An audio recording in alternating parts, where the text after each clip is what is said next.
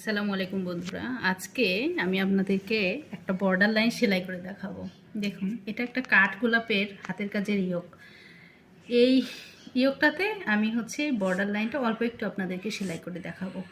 পরবর্তীতে ভিডিওতে আমি আবার ডিটেলস সেলাই করে আপনাদের দেখাবো কিভাবে শুরুটা করেছি। তো আপাতত আমি আপনাদেরকে অল্প একটু করে দেখাই, এটা আসলে কতটা সুন্দর লাগে সেটা একটু আপনারা দেখেন। যেটা ডিজাইনটা করার পরে কতটা সুন্দর লাগে।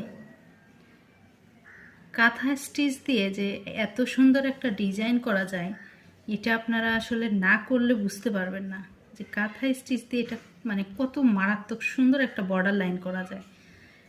আগেকার দিনে আমাদের মা দাদিরা এরকম কাঁথার চারপাশ দিয়ে এরকম ডিজাইন করতো। দেখেন এটা আসলে কতটা সুন্দর লাগতেছে, আপনারা একটু দেখেন।